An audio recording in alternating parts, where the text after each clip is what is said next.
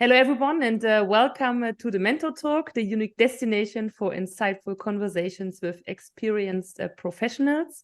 I'm your host, Suzette, the CEO of Sales Pro for You. And as usual, more about me during this episode. So without further delay, let's start into today's episode together with Volker Ballueder again. So I'm very happy that you made time to join me today again. So welcome, Volker. Thank you. Thanks for having me back again after the German edition. I'm now back for an English edition. There we go. Yeah, so give me just the chance for a short wrap up. So because in August, as you just said, we spoke already and we made a German episode for our German listeners and viewers. And for example, we spoke, I guess, about the significance of digital transformation, which is a very interesting topic.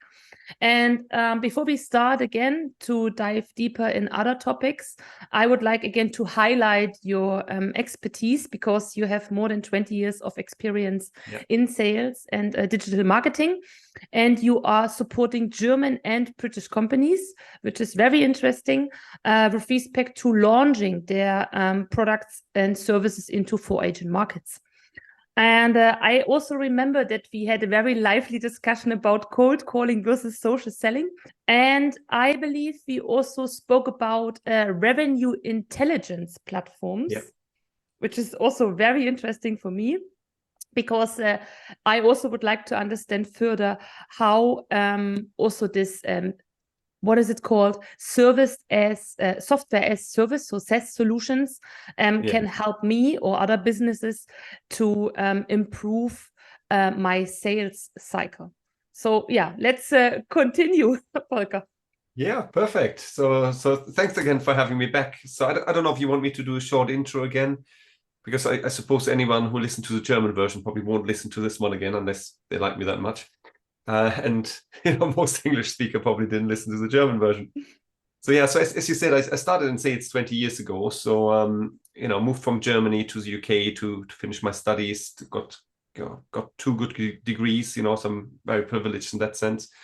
And then still ended up in sales, right? And as a lot of people, if they would know, right, it's not like people go like, oh, sales, that's a career, right? So my parents were horrified and they went like, oh, you ended up in sales. Like, why did you even go to uni in the first place, right? You could have just started down at the car showroom right down the road and sell some cars.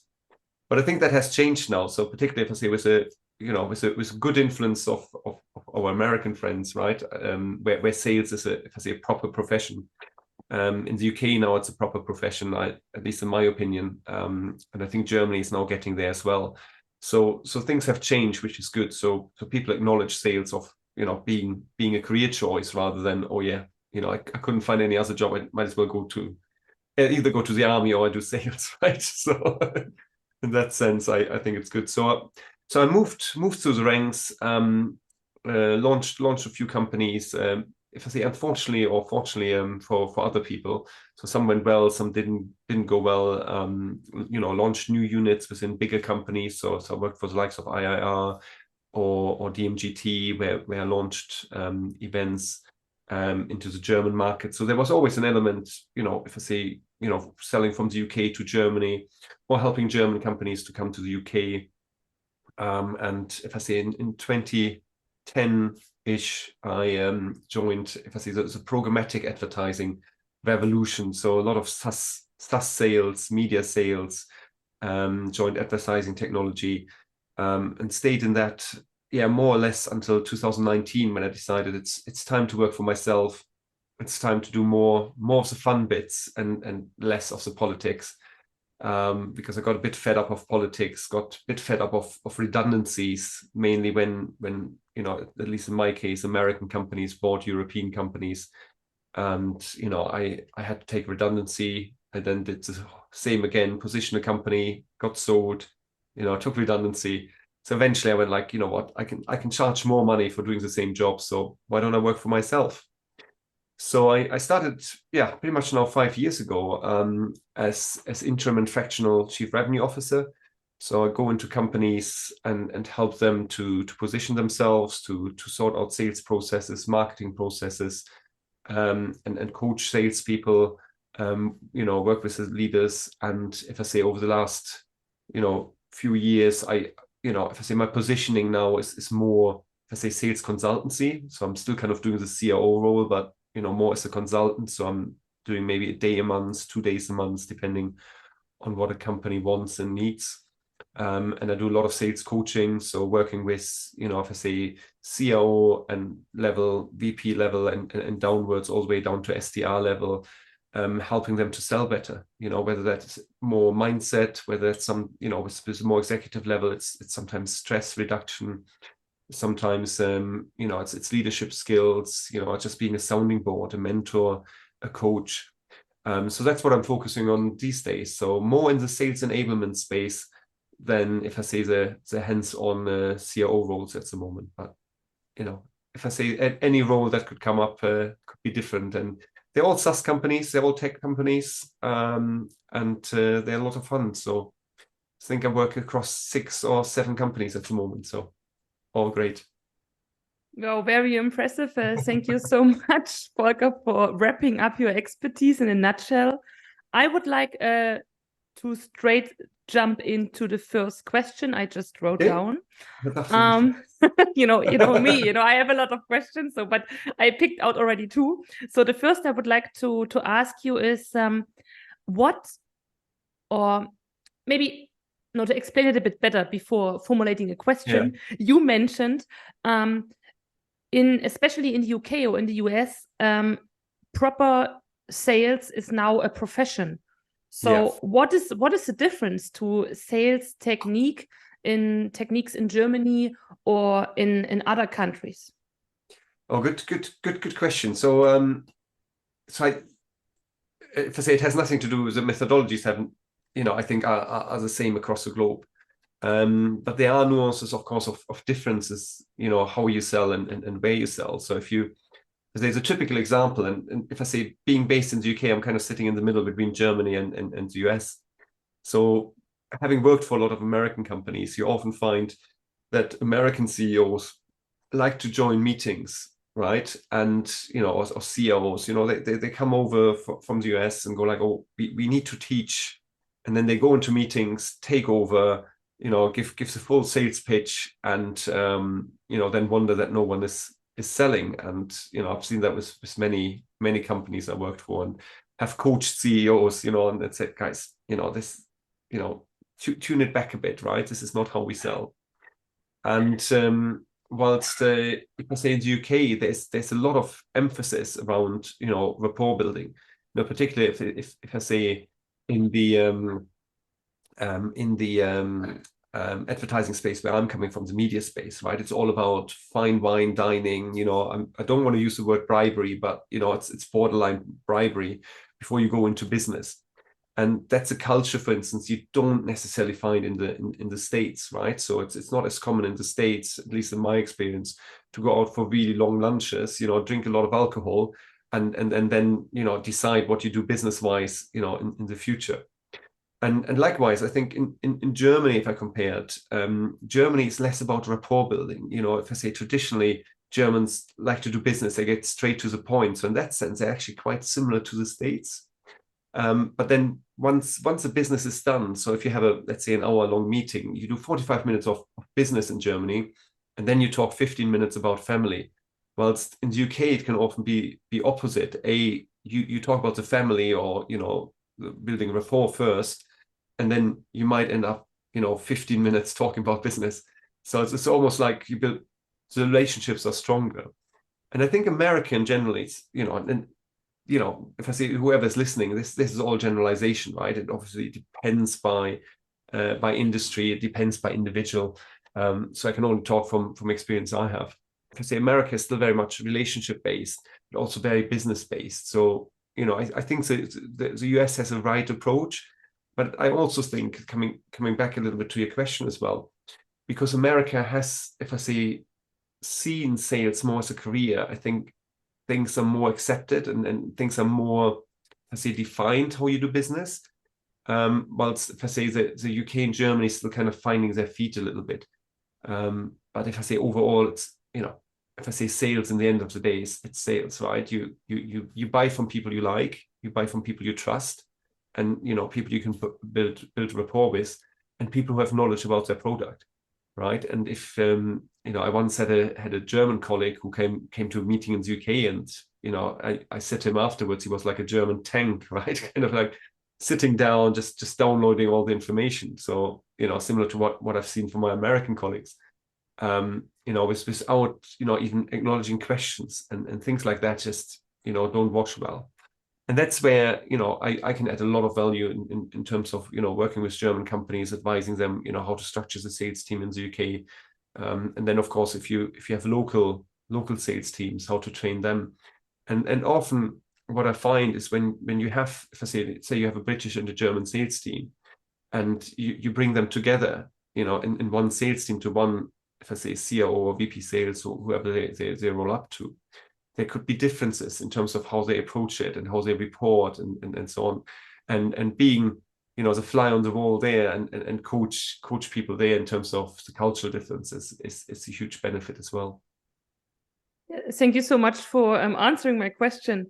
What I really liked is the phrase you just said is sales as a career. Yeah. Because I mean, if I think about my background when I started in sales some years ago, I would say the image a sales rep has in Germany is not the same as a sales rep has in the States, for instance, right? So I guess this is also what you mentioned. Yeah, absolutely. So in the US, it's much more career. It's a career move, right? So if I say I remember in Germany when I did my A-levels, I got all these booklets. I was thinking of being a vet, right? So I could go to the Arbeitsamt, right? The job center.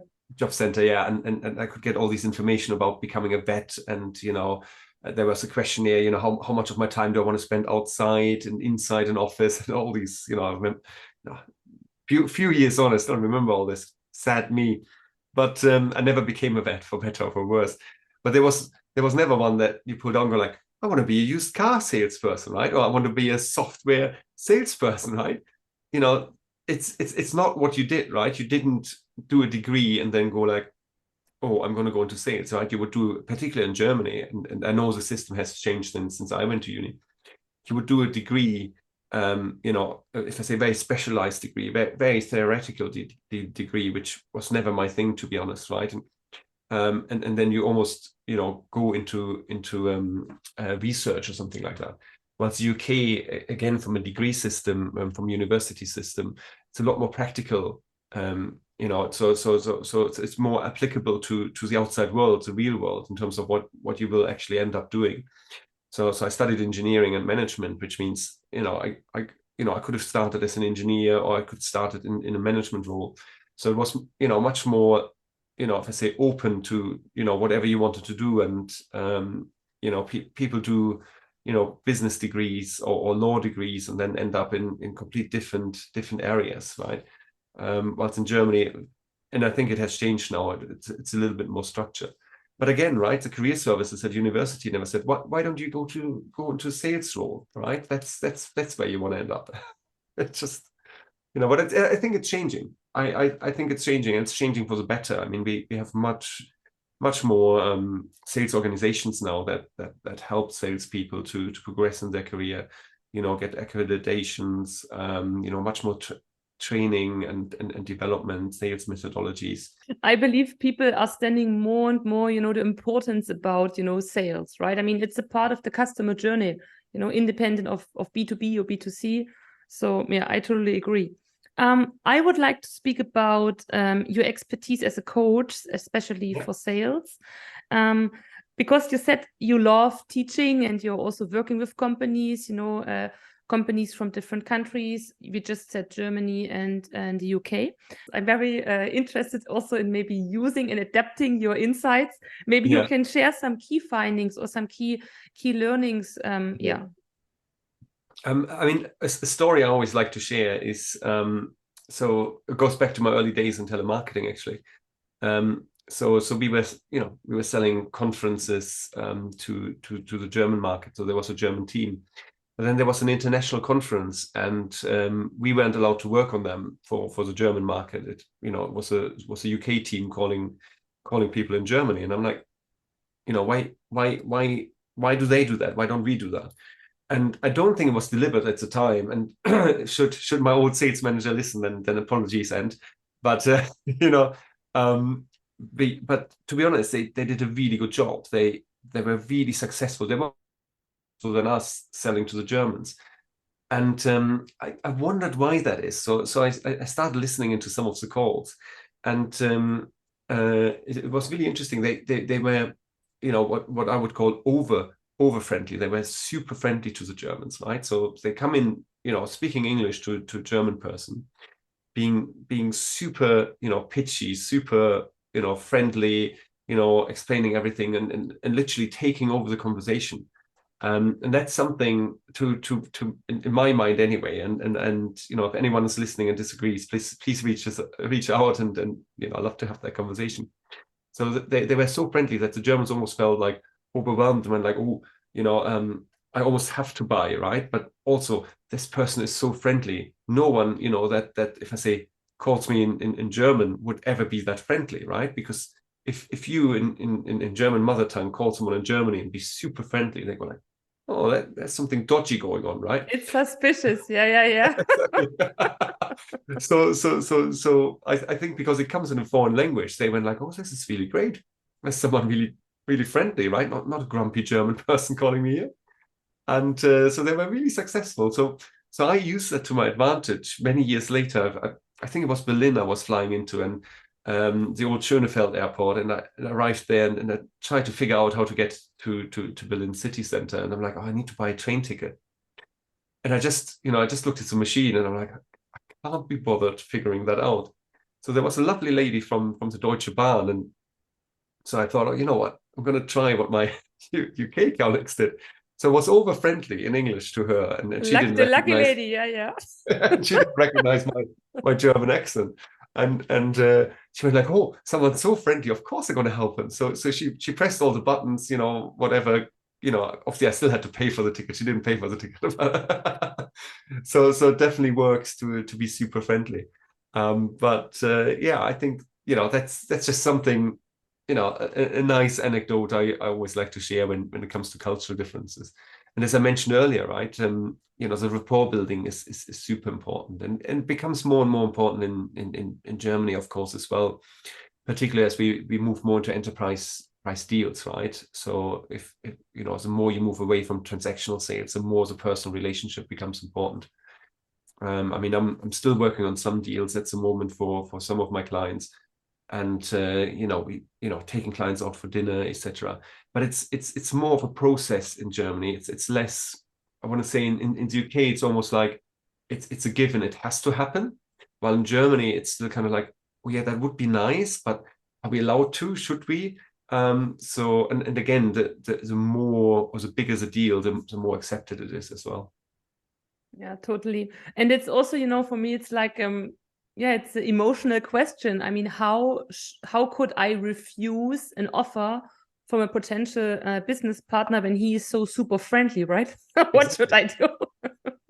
But if the funny thing is, and I'd love to have the listener's opinion, if you did that in German, right, and be super friendly, I don't think it would come across right.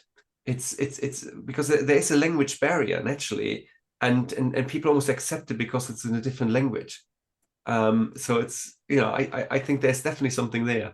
But then the same, other cultural differences when I coach people is how people structure their day, their sales process, how they fill in the CRM. No salesperson likes to fill in a CRM, right? Salespeople are dopamine driven, right? They want to get out there, they want to sell, they don't want to do the admin.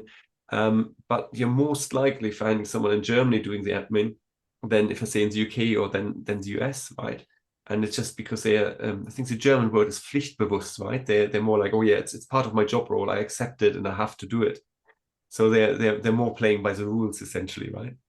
What is besides the CRM? I totally agree. I also, it's kind of you have to motivate people to fill in the data into a table, something like this. Exactly. Makes no sense for them, but anyway, you are needing this for your sales cycle. But what is your opinion about outsourcing sales force? Yeah.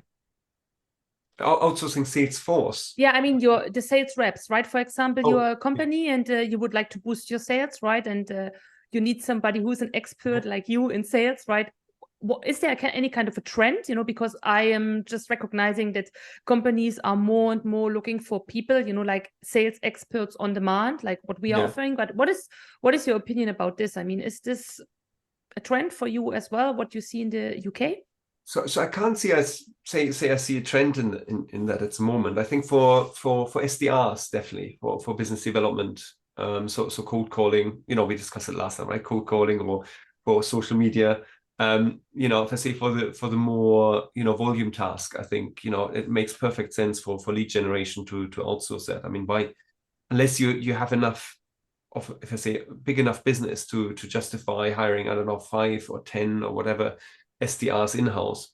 I think it's much easier and more efficient to use an outsourced company, use them for 3, 6, 9, 12 months or ongoing. You can dial them up and down, as you see fit.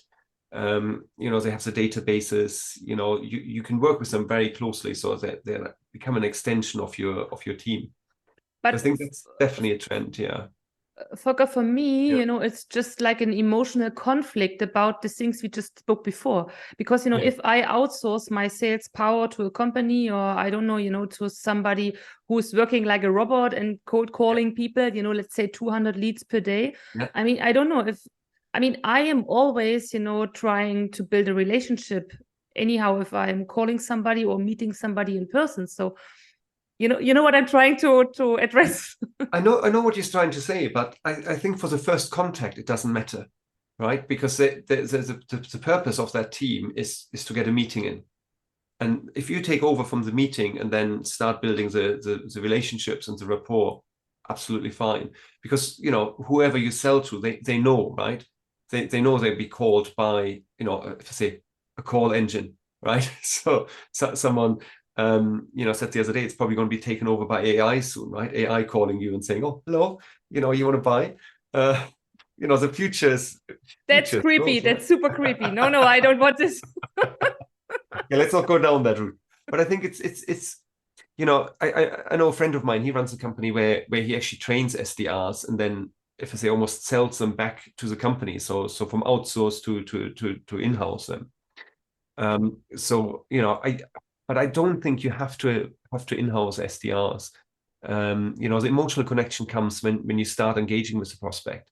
When if I say almost the MQL becomes an SQL, right? It's the same with marketing, right? If someone comes through your website and is interested, you build a relationship when you start talking to them the first time and you start talking about the product, rather than when you start making an appointment saying, essentially you could call them appointment makers, but they wouldn't like that. Yeah, but this And is totally true. I yeah, mean, it's just like placing the food into the door, right? Something like this. So yeah. this is their job, I would say. Yeah, I think it is their job. I mean, the good ones, of course, start building the rapport, right? And as I say, I'm from a coaching perspective, I work with a few SDRs, and again, every company is slightly different. Where the SDR starts getting involved in the deal as well, I say progress or hand over at a much later stage, and then it makes more sense, to have them in house. But if it's just for appointment making, you might as well have them outsourced.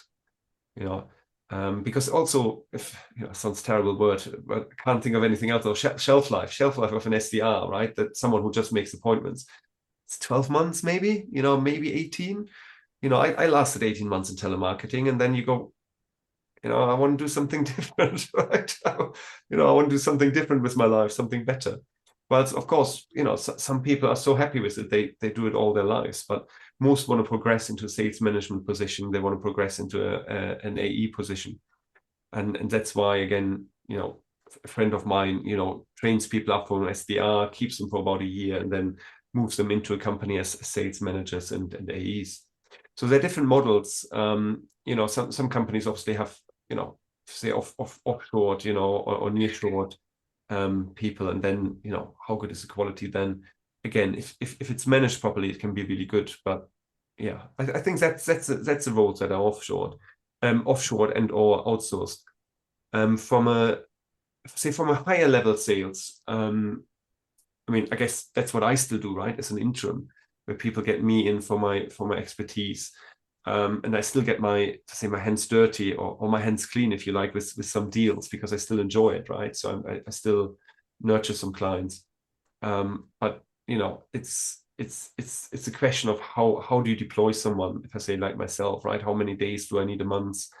At time of recording, I'm speaking to a company of potentially coming in and doing their sales for say probably 3 to 6 months. But whilst doing the sales, my main task is really to build a whole go-to-market strategy around that based on the feedback I get from the clients. So to your point, they're bringing me in as a sales specialist. I do the sales, learn from the sales and the feedback from the clients, build the sales strategy, and then start hiring a team, build out the sales team, and then I disappear again, right? And I think that's something if I say I offer, that's something I enjoy doing, right? You make your own role obsolete, right? So you remove yourself. I just replace myself. I might stay on as a sales coach or an advisor, right? But it's also very rewarding for me, right? To see a team grow, to see the revenue grow, and understanding and knowing the product and the customers really helps. Okay, last question I have with respect to the software as a service solutions. Yeah. Can you just give an example? I mean, how they could help, a company to boost their sales or to have, let's say, a better overview or any kind of optimization of their sales cycle? So you mean the revenue operations and revenue intelligence platforms? Exactly, and maybe also with respect to AI. Yeah, AI is everywhere. Love it or hate it, it's going to come, right? So it's no mercy. Yeah, I mean, there are two companies. So let's talk about revenue intelligence for a second, because I'm partnering with Epster, which is a revenue intelligence platform, which I highly rate. It's built essentially on top of HubSpot and gives you insights, if I say, for both consultancy but also for coaching. So from a consulting perspective, if I say where's the company going in terms of revenue goals, and it's essentially gives you the reports that a HubSpot doesn't give you as granular or only with a lot of effort. And then from a coaching perspective, I know how often has a client has a sales manager or AE, how often have they touched their deals, right? How often have they moved their deals? How much input have they given? And if they haven't touched the deal for a while, why not, right? And you can take that into a weekly or monthly coaching call and say, listen, this deal hasn't been touched. Why is that, right? Why are we not progressing with this deal? So you have all the information there. And whichever sales methodology you use, like MedPick or spin selling or Bunt or whatever, you can implement all that in there as well. You can do all that directly in HubSpot, but if I say that the tool just makes it so much easier, right? So great for sales managers and sales leaders to see a snapshot of where everyone is.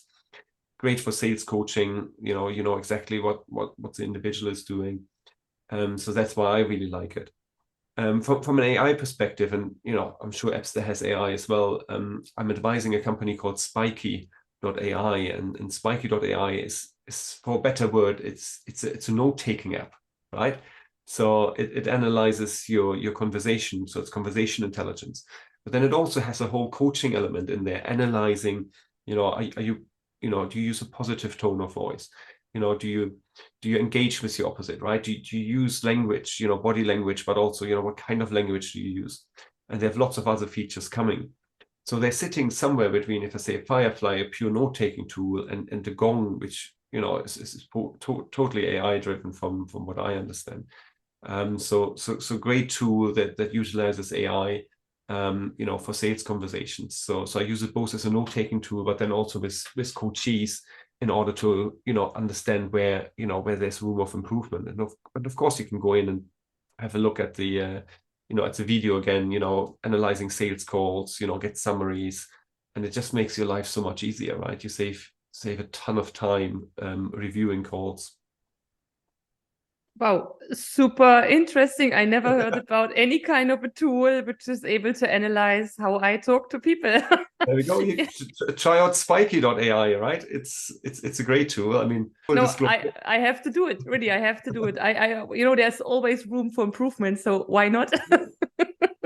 And to be honest, before I started as an advisor to them, I was a bit wary in terms of, should I really get an AI tool to take my notes? But since I've got them, I take a lot less notes myself. So when I'm in a call, I can actually focus on the conversation. I'm doing a lot of podcasts, which means, when I interview people, whether they're suitable for the podcast, I get a full summary and I just send it to my mate who I run the podcast with, and he goes like, "Oh, this is a great overview. Yeah, we get that person in, we don't get that person in." And when I work with sales leaders or sales executives, and I use the tool, or they use the tool, I can really see all the nuances in terms of, if I say I get a summary in an email, but then can deep dive into the conversation intelligence, and that's super valuable. You know exactly where you go, like, okay, that salesperson needs a bit more work on their positivity, right? Or more questions. They didn't ask enough questions. The score wasn't high enough. And yeah, things like that, and you can analyze the call so much easier. Very interesting. Unfortunately, the time is flying, as you always know. Wow, yeah. I'm so sorry. Yes, so we are already at the end of this episode, and I kindly ask you, Volker, to give maybe some last insight for our listeners and viewers. Some kind of anecdote, I don't know. Another anecdote. Maybe something short, maybe like a saying, like a motivation saying, what you use, to be prepared for the day. I don't know, something like this. I mean, that sounds cheesy, but the first thing that came to mind when you said that is Carpe Diem, right? Use the day. And I think it's for salespeople, it's so important to show up every single day. And even if I don't sell every single day myself anymore and do a lot more strategic work, it's still showing up. Having that mindset is so important. So being there, if I say at 9 o'clock at your desk, being ready, and just a daily grind. Sales is still a numbers game. It's still a preparation game.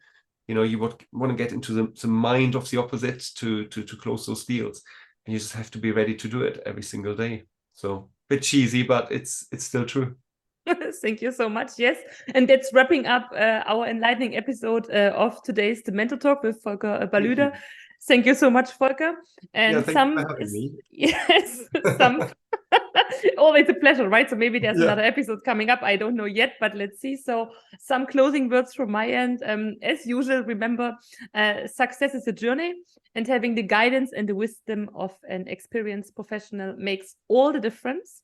So if you have any kind of feedback about this episode of today, or if you would like to get support by today's on-demand expert, Volker Ballueder, or if you would like to become part of this mentoring or an expert community of Sales Pro for You, please email me to mentor@salesproforyou.com. So that's it. Thank you so much. Have a great day. Bye-bye.